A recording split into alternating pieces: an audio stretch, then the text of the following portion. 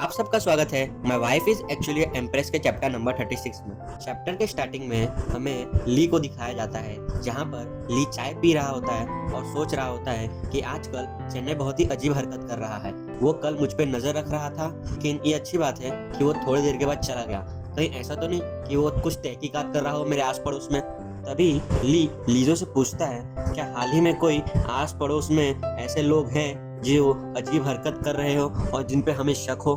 तभी लीजो कहती है, मुझे तो ऐसा कोई नहीं दिखा। तभी लीजो चिकन लेग पीस खाते हुए ली को कहती है कि यहाँ हमारे आस पड़ोस में रहने वाले लोग बहुत ही अच्छे नेक दिल के हैं, उन पे क्या कोई ही शक करेगा। तभी लीजो ली को कहती है, हाल ही में मैंने कुछ ऐसी अफवाह सुनी है कि हमारे इलाके में कोई बड़ा ही गैंग का लीडर रह रहा है, क्योंकि उनके पास बहुत ही महंगी चीजें हर रोज भेजी जाती हैं। तभी लीजो को कहता है, कहीं महारानी तो इस इलाके में रहने नहीं आ गई। तभी लीजो को कहती है, क्या तुम मुझे बेवकूफ समझ रखे हो? महारानी इतनी अमीर, वो इस घटिया इलाके पे रहने क्यों आएगी? तभी लीजो को कहता है, मैंने किसी हाई रैंकिंग रियल गार्ड को हमारे पड़ोस में घूमते हुए देखा है। उसका नाम चेन्नई है और उसका ये काम है कि वो महारानी की हिफाजत करे। तभी लीजो को कहता है कि चेन्नई तो किसी के साथ जुड़ा हुआ नहीं है, लेकिन वो आजकल इस इलाके में बहुत ही घूम रहा है। इसका मतलब महारानी भी इस इलाके में है। तभी लीजो को हंसते हुए कहता है, हमें कभी पता नहीं चलेगा, शायद महारानी इस इलाके में कुछ अजीब काम कर रही हो जिसके बारे में किसी को पता न चले। इस चेन्नई को इस जगह की तलाशी करने के लिए को इस जगह में तैनात किया हो, ताकि महारानी के काम के बारे में किसी और को पता न चल सके। अभी लीजो हंसते हुए ली को कहती है, उन दोनों की जोड़ी कितनी अजीब होगी। तभी लीजो खुश होकर ली को कहती है, ये बहुत ही बढ़िया मौका है, क्यों ना आप महारानी को रास्ते से हटाकर इस जगह पे राज करना चालू कर दें। तभी लीजो को कहता है, तुम जानबूझकर मुझे प्रेरित कर रही हो कि रेवोल्यूशनरी आर्मी का लीडर बन जाऊं।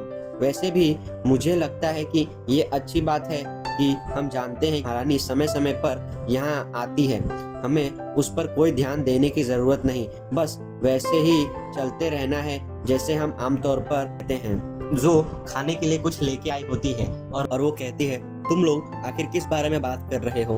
तभी ली कहता है कि ज्यादा कुछ नहीं, हम लोग सिर्फ इस बारे में बात कर रहे थे कि कितनी सारी अलग अलग किताबें होती हैं जिसमें अलग अलग तरीके के रिश्ते होते हैं। अभी जो ली को कहती है, इस बारे में इतनी अच्छी बात क्या है जो तुम इस पे बात कर रहे हो?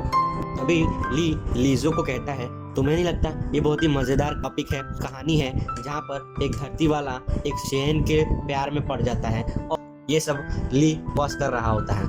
जो ली को कहती है, क्या बकवास कर रहे हो?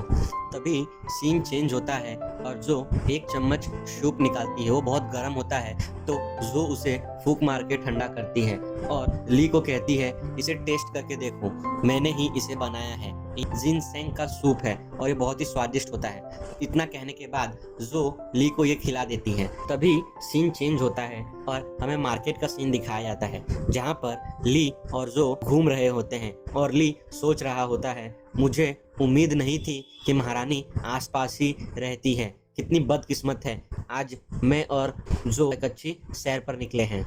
तभी ली सोचता है कि अगर जो मेरे साथ नहीं होती तो मैं महारानी के पास जाता और उसे बहुत अच्छी तरीके से डांटता।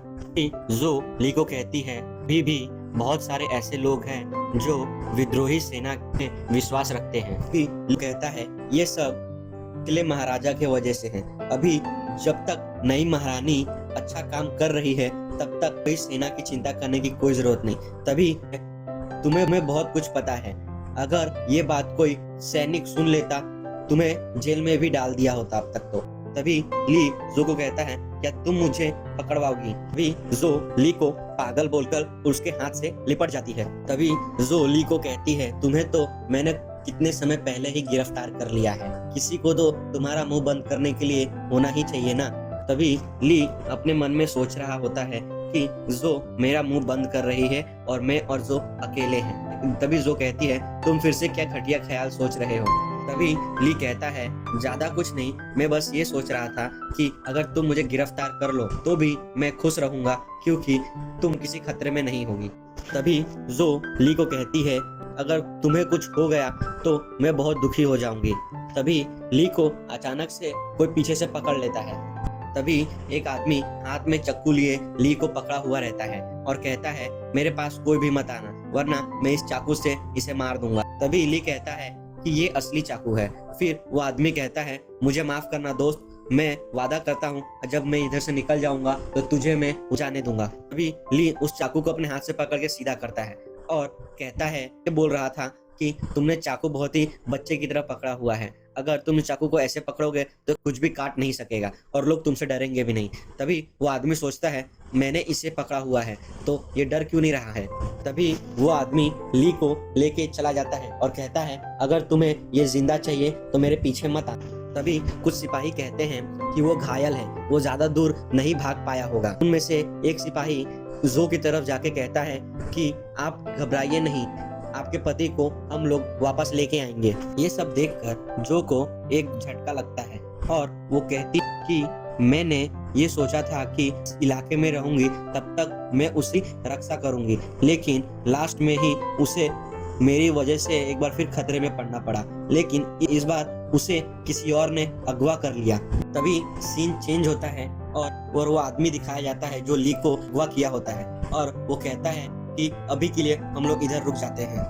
तभी वो आदमी ली से माफी मांगता है और कहता है, मुझे माफ करना दोस्त, अब तुम जा सकते हो, मैं तुम्हें कुछ नहीं करूंगा। तभी ली उसे देखकर कहता है, मुझे लगता है कि तुम बहुत ही जल्दी मरने वाले हो, तुम्हें बहुत बड़ी चोट लगी है। तभी वो आदमी ली को देख के कहता है कि मुझे पता नहीं था कि तुम एक डॉक्टर हो, ऐसा है ऊपर वाले मेरे पे मेहरबान है, वो मुझे जल्दी मरने नहीं देना चाहता। ये बात सुन के ली उसे कहता है कि तुम गर्म पानी पियो, उससे तुम ठीक हो जाओगे। ये सुनकर वो आदमी ली को कहता है, तुम बहुत घटिया मजाक कर रहे हो।